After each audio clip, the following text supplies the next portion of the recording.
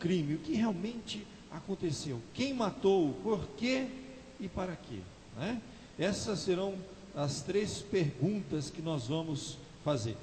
Eu começo com a primeira: quem matou Jesus? Eu me lembro que, você deve se lembrar, daquele filme famoso, 2004, lançou aqui no Brasil esse filme, A Paixão de Cristo, de Mel Gibson.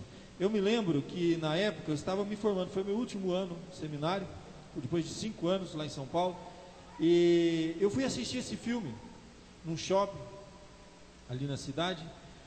E vocês devem se lembrar que quando esse filme foi lançado, surgiu muita polêmica, controvérsia, porque o filme dava a entender que os judeus é que tinham matado, que ele era antissemita. O conceito de ser antissemita é ser contra os judeus.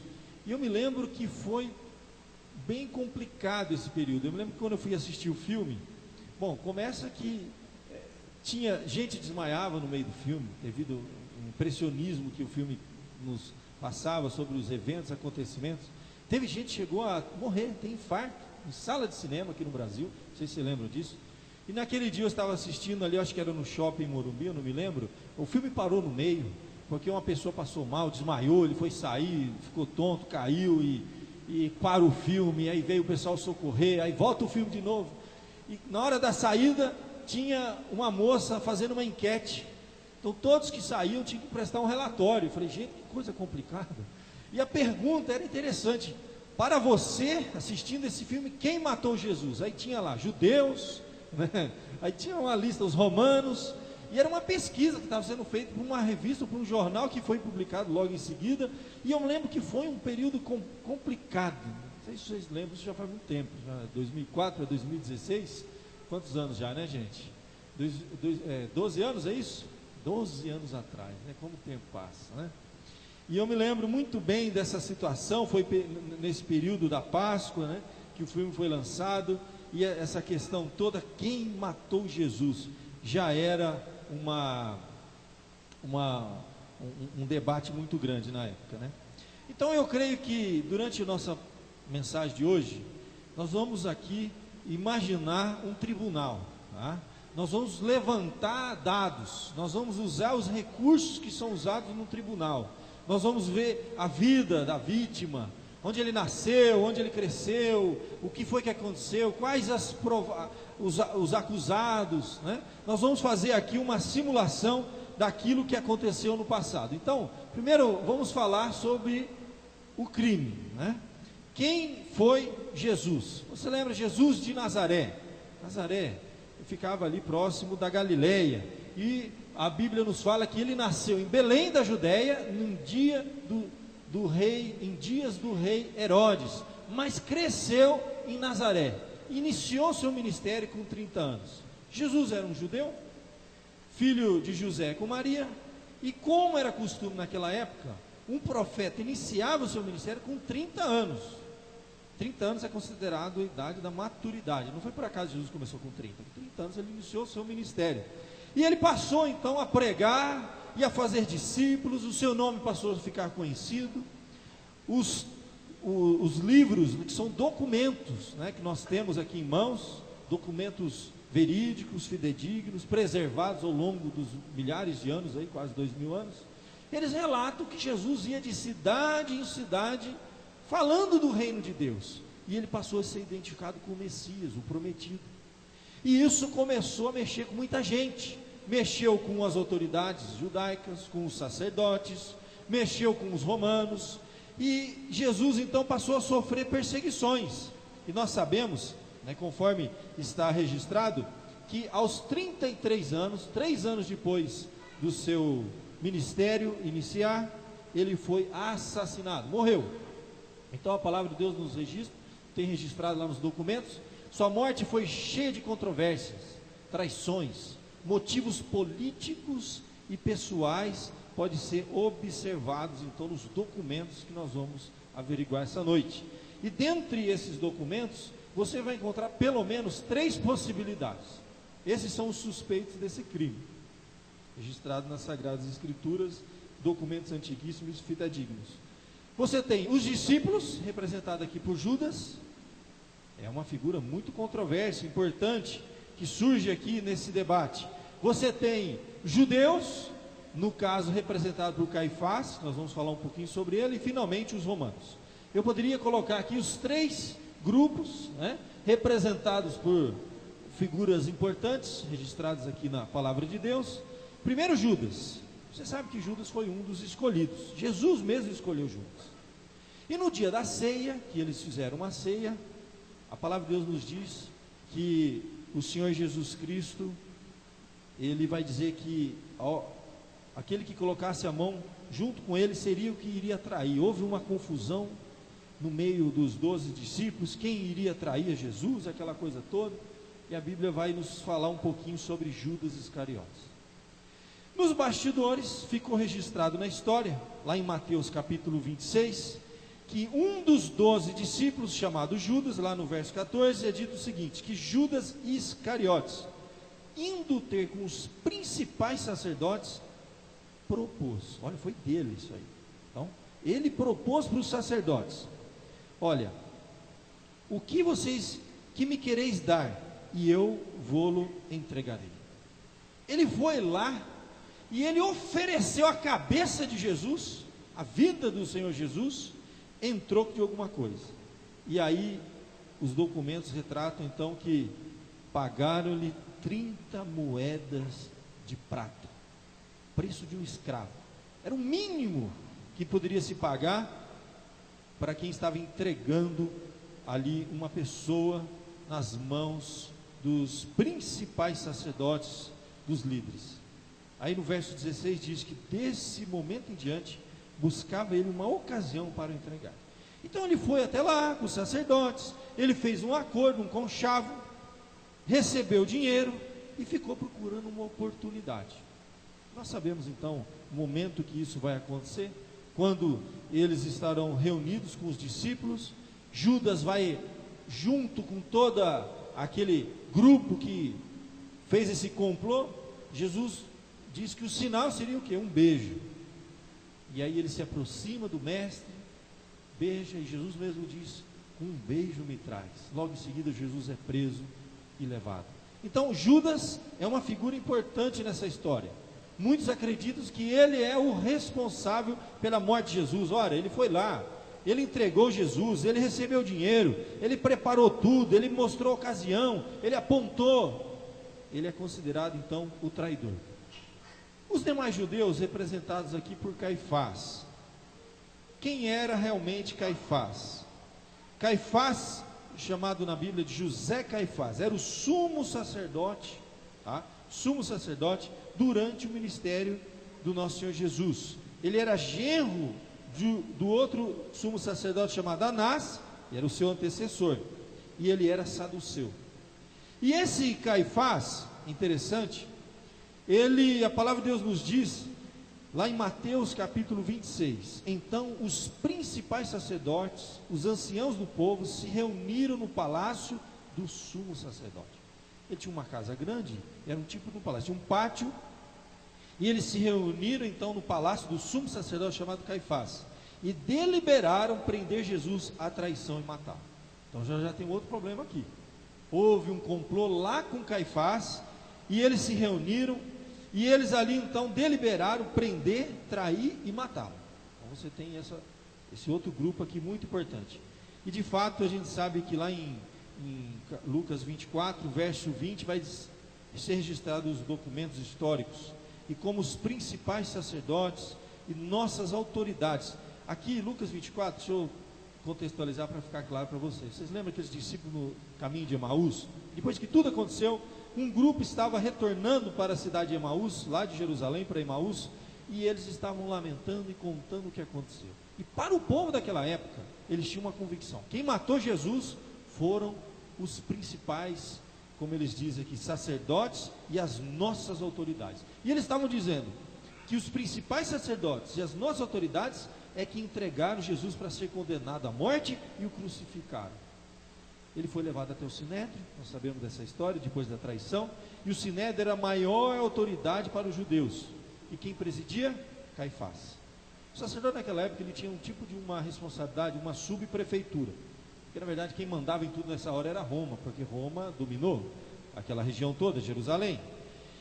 Eles não tinham autoridade para tirar a vida de ninguém, isso era até um problema, era uma questão de crise que havia uma autoridade maior. Mas eles deliberavam algumas coisas, tomavam algumas decisões e levavam para os romanos.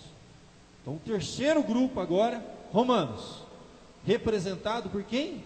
Pilatos. Pilatos então, ele era o procurador romano. Pôncio Pilatos, famoso, documentada a vida dele, o período que ele foi assim o governador daquela região. Lá em Lucas capítulo 23, se você quiser abrir a Bíblia, agora são poucos versículos, mas vale a pena a gente ler junto aqui. Você vai ver o momento em que Jesus é levado até Pilatos. Importante esse momento, para a gente entender o que foi que aconteceu e quem foi o responsável pela morte de Jesus. Então diz lá a palavra de Deus em Lucas capítulo 23, verso de número 1. Levantando-se toda a assembleia, eles estavam lá no Sinédrio, pegaram Jesus e levaram até Pilatos. E ali diante de Pilatos, agora verso 2, passaram a acusá-lo, dizendo: encontramos este homem pervertendo a nossa nação, olha, vedando pagar tributo a César, e afirmando ele ser o Cristo, o Rei. Acusações seríssimas. Quem tinha uma atitude como essa, veja bem, questionava os tributos a César, se colocava como rei, era um crime isso, crime de morte. E eles, sabendo já disso, montaram um esquema, levaram Jesus até Pilatos e fizeram essas acusações. Então, verso 3, lhe perguntou Pilatos: és tu o rei dos judeus? E Jesus respondeu: tu o dizes.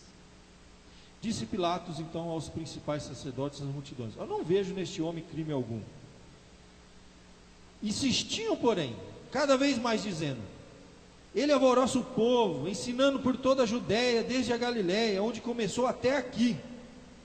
Tendo Pilatos ouvido isto, perguntou se aquele homem era galileu. Aí, como ele era galileu, a região da Galiléia estava sob jurisdição de um outro governador ali romano, que era Herodes. Eu não vou ler o restante, resumindo rapidamente aqui para a gente. Jesus é enviado até Herodes. E a Bíblia vai dizer que Herodes ficou até contente, porque eu ouvia falar muito de Jesus, não conhecia Jesus. Jesus ficou em silêncio, não falou nada com ele em momento algum. Ele vai até Herodes, Herodes faz algumas perguntas, debocha dele, veste ele com algumas roupas lá para tirar sarro dele e devolve para Pilatos. Eu falei: não vou me meter nessa história. E devolveu para Pilatos. Até que finalmente, depois de um longo processo, o povo, a bomba para estourar uma rebelião, aqueles governadores tinham muito problema naquela região, uma região complicada, vez e outra havia rebeliões, e eles, para acalmar, a Bíblia diz lá em Mateus capítulo 27, verso 24, o documento vai nos mostrar quando o desfecho desse evento.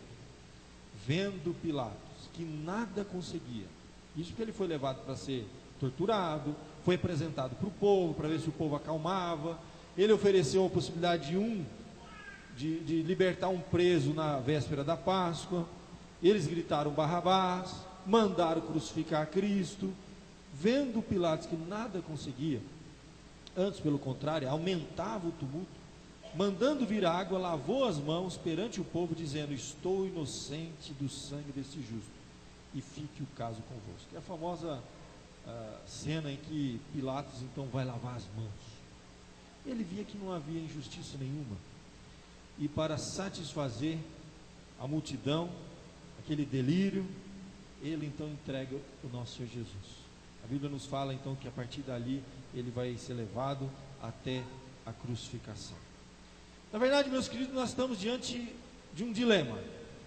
Nós temos registrado na Bíblia traições, questões pessoais, questões políticas, religiosas. O fato é que o Senhor Jesus foi traído, foi sacrificado, foi morto, crucificado, e a pergunta continua: quem matou Jesus? Essa pergunta precisa ser respondida. Eu creio, meus queridos, que quando nós começamos a tratar desse problema, nós devemos nos lembrar até mesmo que, após todos esses acontecimentos, quando Pedro, lá no livro de Atos, se dirige para aquela multidão, ele vai nos dar pistas de uma coisa muito importante. No discurso de Pedro, ele diz assim, Atos 2:22, varões israelitas, atendei a estas palavras, Jesus o Nazareno, varão aprovado por Deus diante de vós com milagres, prodígios e sinais, os quais o próprio Deus realizou por intermédio dele entre vós, como vós mesmos sabeis, sendo este entregue, olha só, pelo determinado desígnio e presciência de Deus, vós, ele está falando para todo aquele povo, as autoridades, o povo, todo mundo, vós o matastes, crucificando por mãos de iníquos, ao qual, porém, Deus ressuscitou, rompendo os grilhões da morte, porquanto não era possível fosse ele retido por ela. Então, na verdade, quando Pedro vai fazer aquele famoso discurso para a multidão, Pedro que havia negado Jesus, né? Quando olharam Pedro, quando Jesus estava sendo preso, quase para ser crucificado, disseram assim, você andava com ele, você como um deles. Ele falou, não conheço. Negou 3 vezes, o galo cantou, toda aquela história. Agora Jesus, enfrentando uma multidão, ele diz o seguinte, que ele foi entregue pelo determinado desígnio e presciência de Deus. E vocês, aquela multidão que mataram, por mão de iníquos. Então, na verdade, a conclusão que a gente tem que ter aqui, sem sombra de dúvida, e Jesus vai deixando pista, nada que foi fora do propósito dos planos de Deus nós sabemos. O próprio Senhor Jesus, quando estava diante de Pilatos, e Pilatos diz assim, olha, você não sabe que eu tenho autoridade para te soltar e para te crucificar? Eu tenho poder sobre a sua vida. Famosa resposta de Jesus para Pilatos. Respondeu Jesus, lá em João 19, nenhuma autoridade você teria sobre mim, se de cima, do alto, não te fosse dada. Mas quem me entregou a ti, maior pecado tem. Então nós observamos aqui que todos são responsáveis, só que em níveis diferentes. Jesus estava dizendo para Pilatos que quem o entregou para Pilatos tinha mais pecado que o próprio Pilatos. Então aquele crime, aquela morte, estava dentro dos planos de Deus.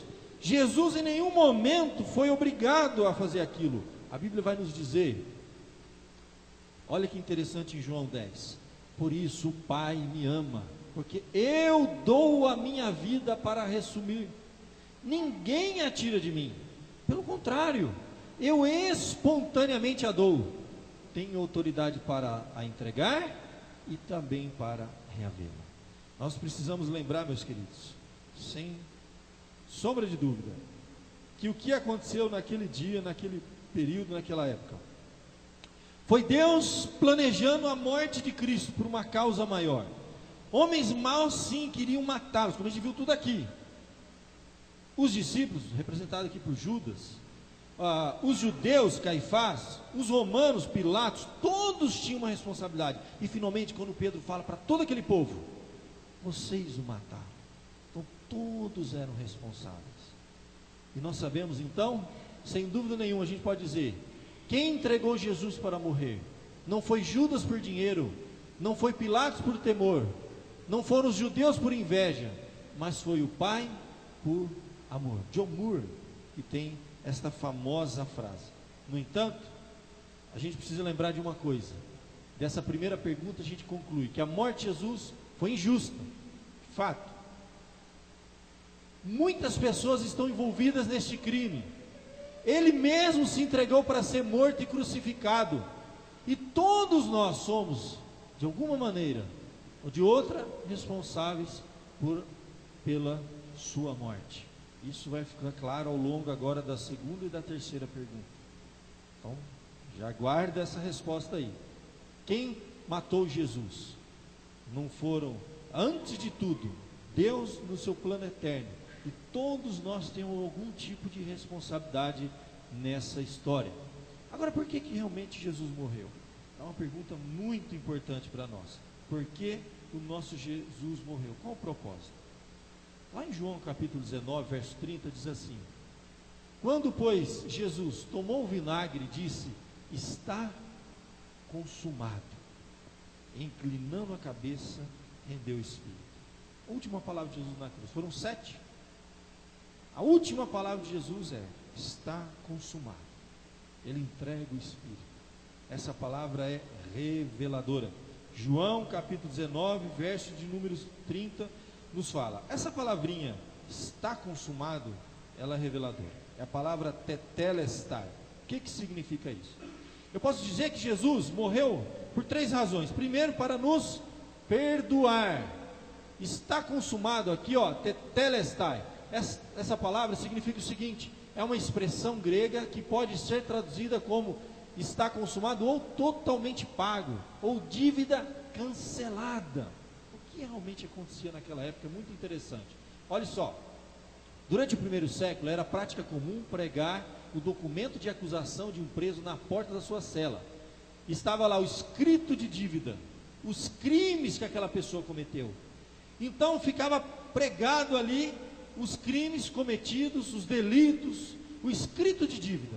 Era um termo jurídico muito comum naquela época. E o que foi que aconteceu? Quando Jesus morre na cruz, e ele então paga, de novo um termo jurídico é usado. A palavra de Deus nos diz que, ao cumprir a pena e chegando à ocasião de sua liberdade, o que acontecia com um preso comum? O juiz riscava a cédula e no rodapé escrevia tetelestai. Significava que o preso havia o quê? Cumprido a sua pena. Tetelestai, está consumado. Não há mais nenhuma dívida para ser paga. Jesus, a última palavra que ele vai dizer lá na cruz, ele vai usar essa palavra, que era um termo jurídico pregado, ficava registrado depois que a pessoa cumpria a sua pena. O juiz carimbava, registrava, e ele andava com aquela certidão. Se em algum lugar alguém o acusava de alguma coisa, ele mostrava aquele documento: minha pena está paga, eu já cumpri, não devo nada para ninguém, ele dizia. Tetelestai, palavra muito importante. Assim, meus queridos, nós podemos dizer que, primeiramente, a causa da morte de Cristo era necessário. Não foi uma morte simplesmente para nós temos como exemplo, como a gente fala, o mártir da paz. Não. Jesus não foi um mártir. Ele pagou o preço. Alguém precisava cumprir, pagar uma pena, em nosso lugar. E quando ele gritou lá da cruz: está consumado, tetelestai, ele está usando esse termo: estamos perdoados, estamos quites. Agora, pois, diz a palavra de Deus, nenhuma condenação há para os que estão em Cristo Jesus. Quando Jesus bradou da cruz, é como se um carimbo fosse colocado em cada um de nós. Quando você se apresentar diante de Deus, Deus vai olhar os seus pecados, conforme ocorria naquela época, o escrito de dívida, todos os pecados que você cometeu na sua vida. O importante é saber se lá no final vai estar carimbado, tetelestai, eles foram pagos. Alguém cumpriu a pena no seu lugar, pagou.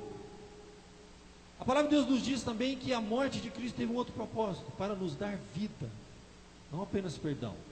Olha que interessante, a palavra de Deus nos fala lá em Efésios: Ele vos deu vida, estando vós mortos nos vossos delitos e pecados. É uma doutrina importantíssima para a gente entender a fé. Meu querido, nós estávamos condenados, um escrito de dívida pendurado no peito, não tem como tirar.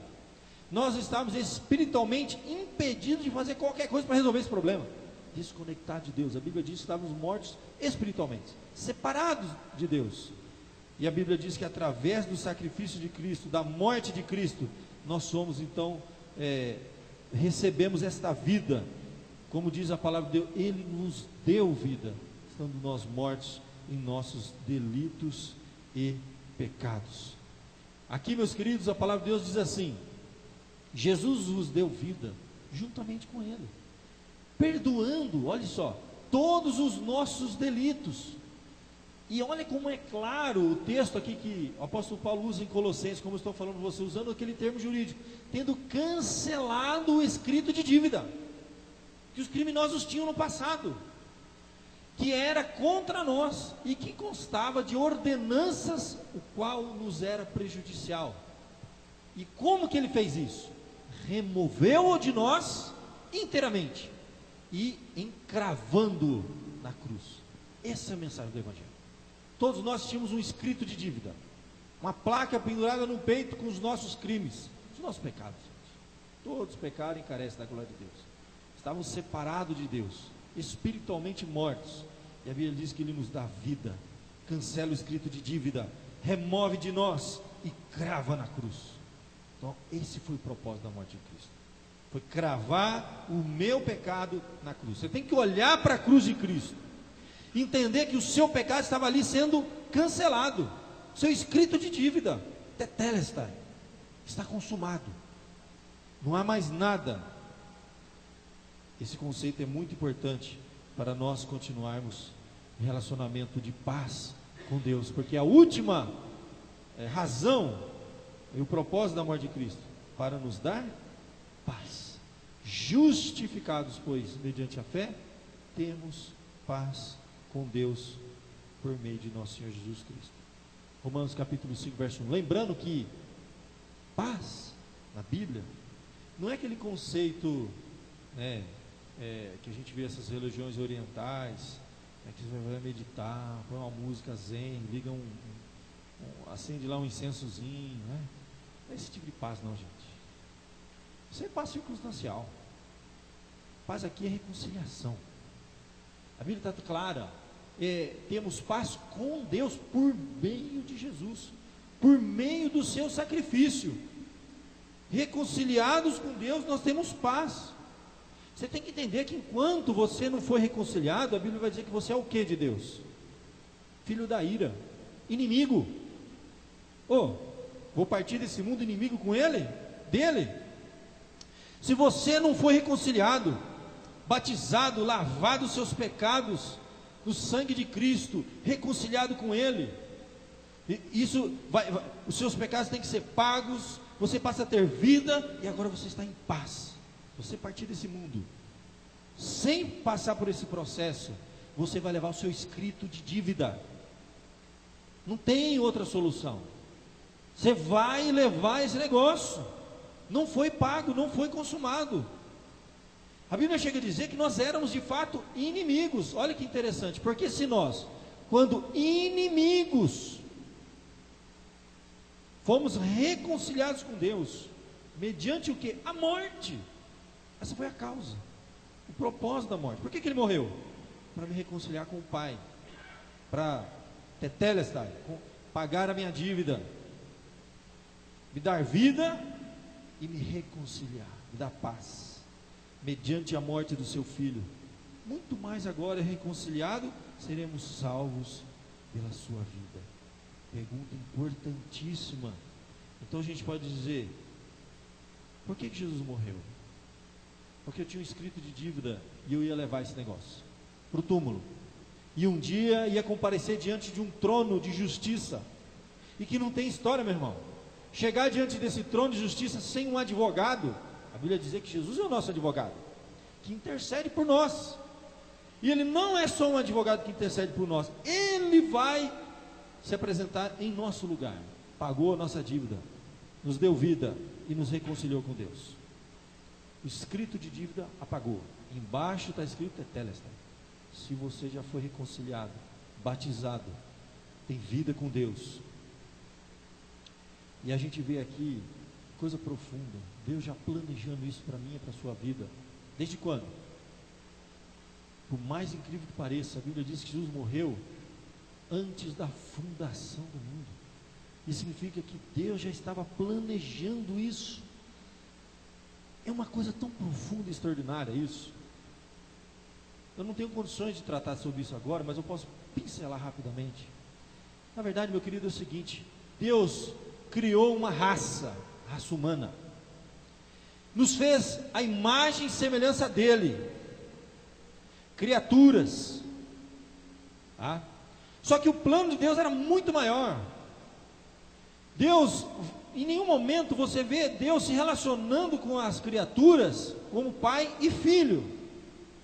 Havia uma família, pai, filho e Espírito Santo, e ele criou seres espirituais, celestiais, que são os anjos, seres humanos, terrenos, carnais, para ver aqui na terra. Só que depois que nós fomos criados, caímos e somos resgatados, nós vamos para um terceiro nível. Não somos mais nem meros seres humanos, nem anjos, nós nos tornamos filhos de Deus. A palavra de Deus nos diz que nós vamos entrar dentro da família dele. Jesus se torna o irmão mais velho, e nós seremos como ele, primogênito dos mortos, o primeiro a ressuscitar, e uma nova raça é criada.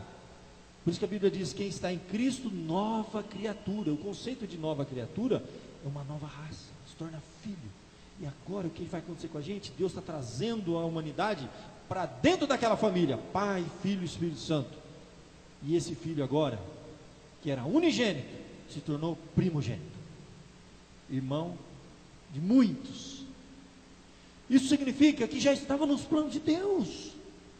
Essa coisa extraordinária que a gente fica às vezes assim, que saga, que coisa profunda. Pensar que Deus planejou tudo isso antes da fundação do mundo. Já estava planejado. O Pai planejou, o Filho veio, executou, e o Espírito Santo aplica na sua vida. Deus tem muito mais para nós do que a gente pode imaginar, gente, muito mais.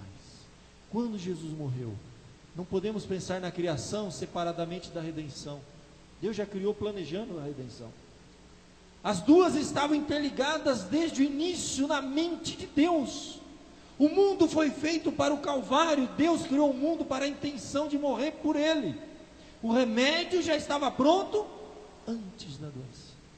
O autor que muito famoso, esse teólogo, Erwin Lutzer, olha só, a cura já estava pronta antes da doença. O remédio já estava pronto antes da doença, porque era um projeto maior. Então, meu querido, como nós somos pequenininhos, né? Como a gente se debate, se rebela com Deus por coisa pequena. Como nós somos presos a esse mundo. Como nós estamos presos a coisas que tão pequenas, e pensar que antes da fundação do mundo, antes da criação do universo, Deus planejou tudo isso para transformar criaturas em filhos e entrarmos dentro da família de Deus. E Ele criou o mundo para morrer por Ele.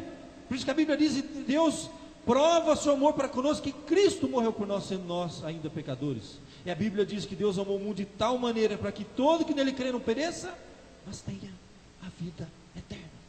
Esse é o grande plano da salvação. O mundo foi criado para esse dia, sexta-feira, quando Jesus morre e resgata essa humanidade e coloca ela dentro da família de Deus. Uma coisa é ser criatura, ainda que criada à imagem e semelhança de Deus. A Bíblia diz que depois disso a gente vai receber o Espírito de adoção, através do qual nós clamamos: Abba, Pai. A humanidade estava condenada. Segunda pergunta que estamos concluindo: espiritualmente separada de Deus. Jesus morre na cruz para nos perdoar, nos dar vida e paz, reconciliação com Deus. E o Pai já havia planejado a morte de Jesus na cruz antes da fundação do mundo. Antes dele dizer haja luz, ele disse haja cruz. Foi para isso.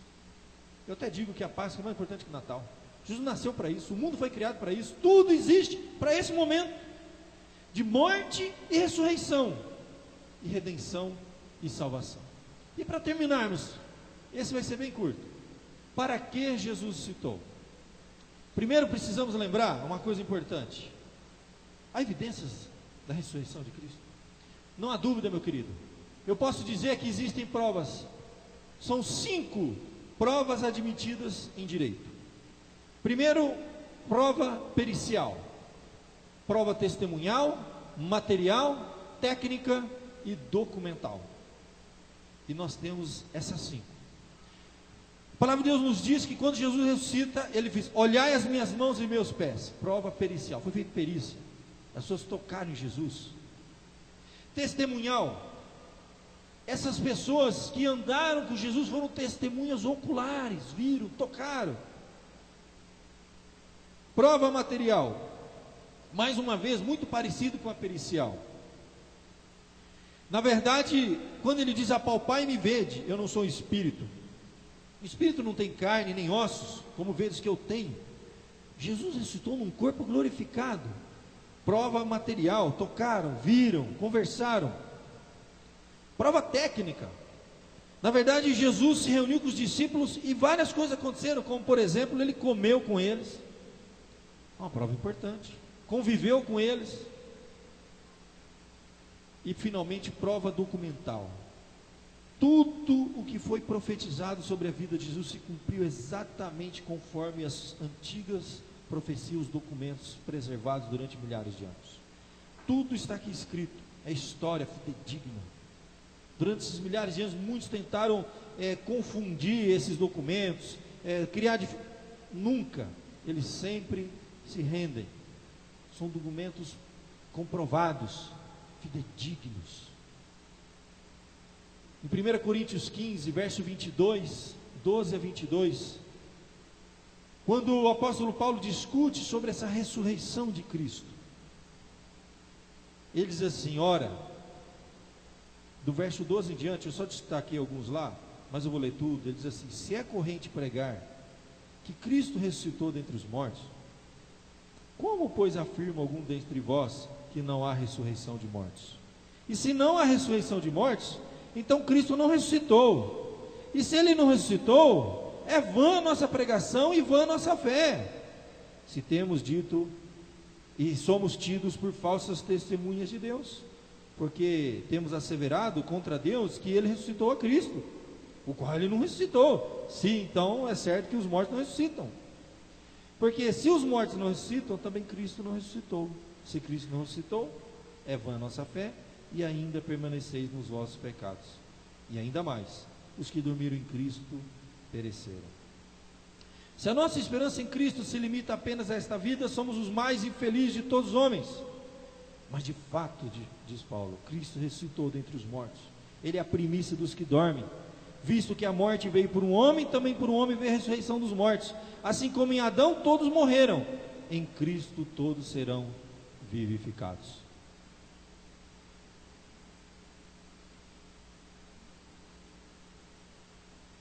Eu quero apenas destacar aqui, meus queridos, o seguinte: se Cristo não ressuscitou, eu estou perguntando o propósito da ressurreição. É vã a nossa pregação e é vã a nossa fé. Eu estou perdendo meu tempo aqui, e você está perdendo seu tempo agora aqui. Isso aqui não tem sentido nenhum. Se você não crê na ressurreição de Cristo, se você não crê que um dia você vai ressuscitar, nós estamos perdendo nosso tempo aqui. A palavra vã é vazia, sem sentido. Em vão. Tudo está sendo em vão. Tudo que está sendo feito em nome de Cristo é em vão. Tudo que você faz em nome de Jesus é em vão. Cada dízimo que você entrega, cada vez que você vem no culto, cada oração que você faz, tudo é em vão. Por quê? Porque o dia que você morrer, acabou. Não tem mais sentido. A ressurreição é a base de tudo. Olha que ele vai continuar dizendo: se Cristo não ressuscitou, é vã a nossa fé, e nós permanecemos nos nossos pecados. Porque a morte e a ressurreição é importantíssimo. Porque quando Jesus morre, Ele leva os meus pecados. E quando Ele ressuscita, Ele sepulta e deixa lá. Então os meus pecados foram sepultados com Cristo. É por isso que conversão, gente, não é ser membro de uma igreja. É ter os seus pecados pregados na cruz, e o velho homem tem que morrer. E você tem que ser uma nova pessoa em Cristo. É uma experiência, é existencial, é profundo, é visceral. Você tem que nascer de novo. Senão quando você morrer, você vai levar os seus pecados diante do tribunal de Deus. E como ele diz, olha, e ainda mais, os que dormiram em Cristo pereceram. Estamos todos perdidos. E eu acho interessante quando ele diz assim que, olha, se a nossa esperança em Cristo se limita às coisas dessa vida, como muito crente só pensa nisso, nós somos os mais infelizes de todos os homens. A ressurreição, minha gente, é que vai dar sentido para tudo. Porque eu vou ressuscitar para quê? Onde eu vou viver? O que vai acontecer depois desse negócio? Nós estamos só no antepasto, nós estamos apenas, meu querido, na antessala do banquete. Aqui, gente, tudo é passageiro. As alegrias e as tristezas, os prazeres e os sofrimentos, vai ficar tudo aqui. Eu tenho que andar com Cristo com esperança, que a minha esperança em Cristo não se limita a esta vida, porque o fim dela é morte, não tem outra coisa, gente. Nós estamos todos caminhando para isso, a verdade é essa. Só que quem está em Cristo já passou da morte para a vida. Eu vou ressuscitar, é a minha esperança, é a coisa mais maravilhosa que pode ter. E se Jesus não ressuscitou, e se essa não é a nossa esperança, gente, eu não sei o que nós estamos fazendo aqui. Estamos perdendo o nosso tempo. A nossa pregação é vã, a nossa fé é vã, a nossa esperança é vã, nada faz sentido. Mas se Ele ressuscitou, como disse Paulo, e é a primícia dos que dormem, nós vamos viver, e a morte não tem mais poder sobre nós. Paulo, quando ele olhava para si e via a sua realidade, dizia assim: miserável homem que sou, quem me livrará do corpo dessa morte? Que carrega um escrito com seus pecados, que não consegue ter vida própria. Ele, graças por Cristo Jesus, ele termina dizendo, Ele perdoou meus pecados, me deu vida, me reconciliou com Deus, Ele ressuscitou dos mortos, e nós vamos ressuscitar, porque Ele é o primeiro, a primícia dos que dormem. Essa é a nossa esperança, essa é a nossa fé. Jesus fez uma obra completa, garantindo a nossa salvação. Morreu e pagou todos os nossos pecados na cruz, ressuscitou e nos proporcionou uma nova vida de fé e de adoração. Essa é a mensagem de Páscoa. E as 3 perguntas foram respondidas aqui. Quem matou? Eu e você. Por que ele morreu? Por causa dos meus pecados e dos seus pecados. E por que ele ressuscitou? Para sepultar os meus pecados. E agora, telestai, eu estou perdoado, quitado. Me apresento diante de Deus, com o meu advogado que é Cristo. E eu sou salvo, sou perdoado. E assim como Ele ressuscitou, um dia eu vou ressuscitar também. É a única, não é a maior esperança, é a única esperança que a gente tem. Garantido. Entregue a sua vida para Cristo. Agora, filho, é o seguinte: se você não passou por essa experiência com Cristo, se você não entrou na comunhão com o povo de Deus, batizado, membro da igreja, meu irmão, não há garantia nenhuma. A Bíblia diz que aquele crê e for batizado será, e quem não crê e não se entregar, não for batizado, já está. Vamos fechar os nossos olhos e vamos falar com Deus, enquanto os irmãos se preparam para a gente encerrar com uma música final. Ó Pai querido, o Senhor conhece, ó Deus, a nossa vida, nosso escrito, Senhor, com todos os nossos pecados que carregamos, ó Deus. Mas nós cremos, ó Pai, que Jesus não morreu em vão. Quando Ele bradou a última palavra na cruz: está consumado, está pago. O meu pecado foi cravado na cruz, sepultado naquela tumba, onde Jesus ficou 3 dias. E quando Ele ressuscita, Senhor, Ele me dá o perdão, vida e reconciliação. Agora eu tenho uma esperança viva, que ressuscitarei um dia com o Senhor. Ó Deus, que ninguém aqui, ó Pai, venha partir desse mundo, Senhor, carregando esse escrito de dívida, sem ser perdoado, reconciliado, lavado no sangue de Cristo, todos os seus pecados. Desperta em nós o desejo de nos tornar filhos, sermos batizados, ó Pai, fazer parte do povo de Deus, e ser apenas membro de uma igreja, Senhor, sem compromisso com o Senhor, com a Tua causa, com a Tua igreja. Não há garantia nenhuma também, Senhor. Se alguns de nós aqui estamos frios, nos tornamos meros membros, mas o nosso coração está frio, longe. Não há garantia nenhuma também, Senhor, que se fecharmos nossos olhos para esse mundo, nós vamos carregar o nosso escrito de dívida. Sonda o nosso coração essa noite, Senhor. Cada um aqui, ó Pai, que haja uma decisão definitiva na nossa vida, Senhor. Eu quero fazer parte disso. Eu quero ser membro do povo de Deus, não nominal, não ser filho de crente, mas uma coisa existencial, visceral, lá do fundo do coração, da alma, entregando a nossa vida a Cristo. Toca, Senhor, na vida de cada um aqui. Se tem pecados que não são confessados, Senhor, se temos andado longe do Senhor, em nome de Jesus, livra-nos deles, Senhor, pois um dia eles poderão nos arrastar para muito longe de Ti, Senhor, para a condenação eterna e para o fogo eterno. Jesus morreu na cruz por nenhuma outra razão, senão para me livrar do fogo e da condenação eterna, do escrito de dívida que estava marcado na minha carne, no meu corpo. Eu iria um dia levá-lo, Senhor, mas agora perdoado, salvo, eu posso ter uma nova vida com Cristo.